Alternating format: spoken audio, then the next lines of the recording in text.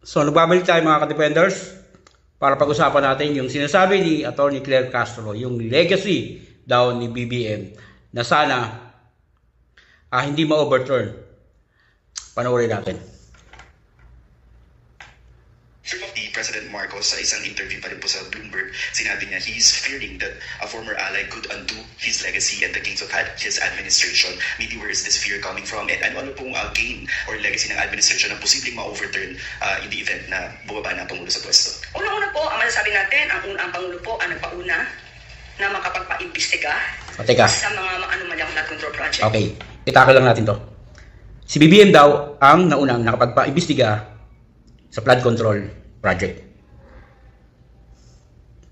Yun ang sabi nila. Pero ang totoo, napilitan lang siyang magsalita dahil alam na ng Amerika na talamak ang korupsyon sa Pilipinas, lalo na yung sa flood control project. Kaya wala siyang choice kundi sabihin na magpa-imbestiga. Pero ang tanong doon, ano bang nangyari sa investigasyon na sinasabi niya? Di ba? Binuo niya ang ICI. Ang sabi niya, illegal-legalize niya yung di ba? Binuo niya yung ICI. Ang sabi niya, i-legalize niya yung ICI. Pero hindi naman nangyari yun, di ba? Oh. So anong kinalabasan ng investigasyon? Walang nangyari sa investigasyon dahil ang mga taong bayan ay hindi pa rin kontento na ang napaparusahan lang o yung may mga kaso lang, yung mga maliliit. Pero yung talagang mastermind na sila Saldico at saka si Tambi, eh wala namang ano. Kumbaga, ang dinidiin lang ng Malacanang, ang gustong palabasin lang ng Malacanang sa investigasyon nila ay idiin lang si Saldico. Di ba? Kaya si Saldico nagsalita, sinabi kung sino talaga yung talagang mastermind at ano yung totoo. Di ba? Kaya yung mga bodyguard, yung mga part ng nagtatrabaho kay Saldico, yung mga 18 Marines, si Gutesa, di ba? Wala, hindi mo sila makitaan na magkakaiba ng mga sinasabi. So iisang nila pinapatunayan na si Tambi at saka si BBM ay sangkot. Kumbaga sila yung pasimuno sa flood control. Kumbaga hindi ka naman mahihirapang isipin yan eh. Kasi unang-una, si Saldico, tauhan lang yan. Hindi yung makakilos nang walang Tambi.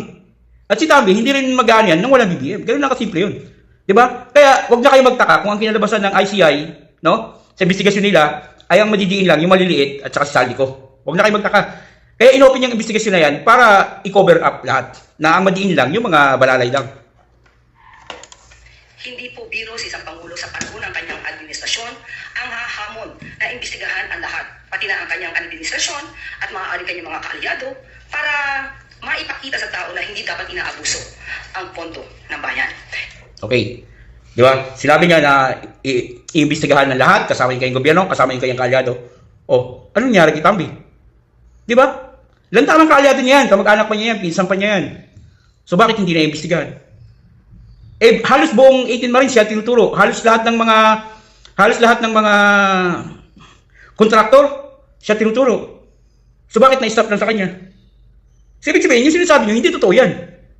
Di ba? Kasi kung talagang ang intensyon ng gobyerno ni Marcos, di ba? Malaman yung totoo, no? Kung sino yung nakinabang sa flood control at sino yung pasimuno. Unang-una yung gagawin, pa-imbestigahan niya si Tambi. Alam naman ng lahat na yan tinuturo na kahit na anong gawin nyo, hindi nyo mabobola ang taong bayan. Dahil majority ng taong bayan alam kung sino pasimuno. Tapos ngayon, sabihin nyo yung legacy baka ma-overturn.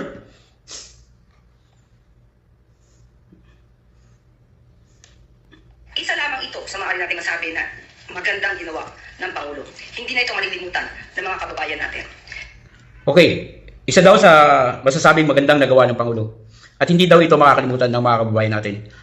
Naniniwala ako sa kanya na talagang hindi makakalimutan ng mga kababayan natin. Majority ng mga Pilipino, hindi talaga makakalimutan yung ginawa nyo sa flood control. At alam ng majority ng taong bayan kung sino ang pasimuno, no? At kung sino pa ang dapat managot. Kaya hanggat hindi nyo napapanagot si Tambi, ang taong bayan, hindi yan magiging kontento sa mga sinasabi nyo. Majority ng taong bayan, ganyan. Ang nabobola nyo lang, yung mga loyalista at saka yung mga kakamping, yun lang mabobola mo. Pero yung mga taong bayan na gusto ng pagbabago at galit na sa mga ganitong klaseng ginagawa ng gobyerno, hindi nyo sila mabobola at hindi nila makakalimutan yan.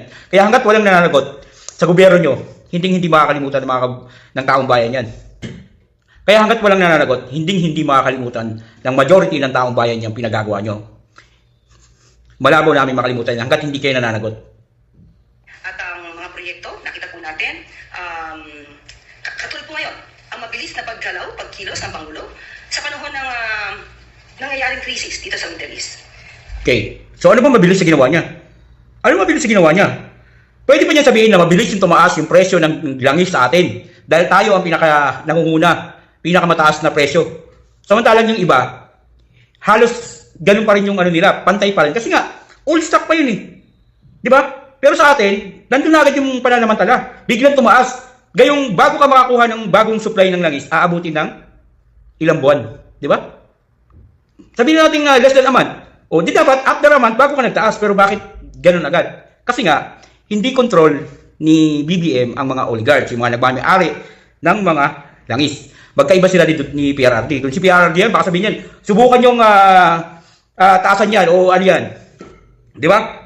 Kagaya yung ginawa sa tubig. Di ba? Parang yung hostage na yung tubig. Sabi ni PRRD, iti-take over ko yan. O. Kasi hindi control ni BBM yung mga oligarchs. Wala siyang kakayahan. Natapatan yung wala siyang kakayahan na ganun. Di ba? So, tapos yung sinasabi niyang proyekto. Ano ba proyekto na tapos niya? Yung sa Davao, yung Pangil Bay Bridge, na hindi naman sa kanya yun? Ano tapos niya? Wala nga siyang flagship project eh. Lahat ng flagship project na kasama pa doon sa nakaraang administrasyon, ang ginawa niya, kinuha niya yung mga pondo na dapat sana tuloy-tuloy yun. At nilagay sa program appropriation yung mga pondo nun. Di ba? Kasama na dyan yung inutang nila sa Bank of Korea doon sa Panay Guimaras Bridge, sana gagamitin. Pero ang ginawa nila, hindi nila ginamit yung inutang nila sa pera sa Panay Guimaras Bridge at nilagay nila sa program appropriation. Tapos ngayon, kinuha nila yung PhilHealth para mapondohan yung same project. So, ano legacy ni BBM? Yung bad legacy niya? Di ba? Oh. Kumbaga, wala nga siyang, pagdating nga sa crisis, di ba? Siya, kauna-unahang bansa na nagdeklara ng state of emergency. Pero hindi niya kayang solusyonan yung kinakaharap ng mga transport group at yung mga commuters. Wala siyang nagawa doon. Di ba? Ano yung mga pre-ride niya? Yung mga sasakyan na pampreso. Bigyan mo naman ng dignidad yung taong bayan. Pwede ka naman magrenta ng mga bus. Daming bus na available, ng mga private bus na available. Para lang gawin mong taga-sundo, taga-hatid ng mga pumapasok sa trabaho. Oh. Tapos, naglabas ka ng pondo ng 21 billion para sa ayuda ng mga transport group o para sa crisis mismo. So, magkano lang ang binigay mo sa mga transport group sa ayuda nila? 2.49 billion. Tapos yung natira, yung 18.65, pinapalagay mo sa DPWH. Para saan? Anong kinalaman ng DPWH sa crisis na kinakaharap mo? Di ba? Kaya ba kaya nilang gumawa ng tulay para makauwi lahat ng commuters na stranded sa kalsada na dahil hindi makapasok at hindi makauwi? DPWH has nothing to do with this crisis. Walang kinalaman ng DPWH. Kung ang intention ng gobyernong ito ay talagang solusyonan o tulungan yung mga nasa transport group, yung dapat na nilabas niya ng 21-point-something billion, dapat tinodo niya lahat sa transport group. Paano ba dapat matutulungan yung mga tsuper? Na yung 5,000 na yun, baka 1 week yan, ubos na yun eh. Kung may nag-aaral ka. Di ba? Hindi sila makapamasada dahil sobrang taas ng gasolina. So, baliwala rin yung 5,000 na yun. Although nakatulong, hindi ko sinasabing hindi nakatulong, pero mababaliwala yun kung wala silang income sa araw-araw. So, kung tinodo mo yung 21 billion dyan sa transport group na yan at kinausap mo yung mga driver na sagutin mo yung gasolina nila at bumiyahe kayo at bibigyan ko kayo ng sahod ng 1,000 or 1,500 a day o 2,000 a day. Ang gagawin nyo lang is magmaneho. Di ba? Mamasada lang. Pasakayin yung mga commuters, yung mga papasok sa trabaho at yung uuwi galing trabaho para hindi may stranded sa kalsada. Ganun lang ang pwedeng gawin. Di ba? Ayaw mo sagutin yung gasolina nila. Eh di yung 21 billion, yung the rest ng 1865 billion, eh di dapat yun yung binili mo ng langis. Ginamit mo pambili ng langis para pag dumating yung supply, magiging stable na uli yung presyo ng langis. O di kaya, dapat sinabsidin mo yung mga gasolina ng mga tsuper. Kung yung dating presyo is nasa 50 o 60, di ba? Tapos ginawa ng kumpanya ng is 120, edi isubsidy mo, gawin mo 60. Dahil meron kang pondo ng 18.65 billion. Kung nilagay mo yun lahat sa sektor ng transportasyon, walang magiging problema ang mga commuters. At nakatulong ka pa sa mga driver. Pero ano ginawa mo? Pinapalipat mo sa DPWH yung 1865 billion na wala namang pakialam ang DPWH sa nangyayari sa crisis sa bansa. Infra project, yun ang ng DPWH. Diba? So wala naman sigurong tulay na kailangan buuin para lang yung mga commuters na stranded sa mga kalsada na hindi makapasok, hindi makauwi, eh kailangan gawin yung tulay na yun. Wala naman sigurong ganun, di ba? So bakit ilalagay mo yung 18.65 billion doon? Kung talagang seryoso ka na solusyonan yung mga problema ng kinakaharap ng bansa, hindi mo ilalagay yung 18.65 doon. Di ba? So, anong legacy yan sinasabi mo? Di ba? Ito pa. Ito po ang masasayang kung ang pipili nating leader ay hindi maipagpapatuloy ito naging mga gawain ng Pangulo. So nakakahinayang po talaga dahil baka mamayagpag muli ang mga hindi dapat na mamayagpag at makalimutan para panagutin ang dapat na managot.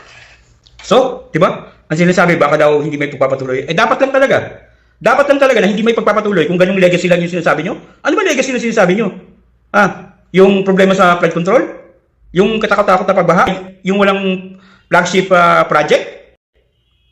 Yung kauna-unahan na deklara ng state of emergency? Di ba? Yung pinakamataas na presyo na lang sa buong mundo? Ano legacy yan? Na dapat talaga yung susunod na Pangulo, hindi susundin yung mga pinagagawa mo. Talagang hindi dapat talaga masunod. Dahil kung pag nasunod yan, ano pa mangyayari sa bansa natin? Wala kang legasiya, wala kang legasiya may iwan bukod dun sa flood control. Dahil hanggat hindi mo napapanagot si Tambi at yung mga kasamahan niya, sila Saldico, wala kang legasiya may iwan. Kung gusto mo magkaroon ng legasiya may iwan, papanagutin mo si Tambi. Dahil majority na ng taong bayan, hindi naniniwala na hindi siya parte ng flood control na yan. Now, kung gusto mo talagang iwanan na may legacy ka, panagutin mo si Tambi.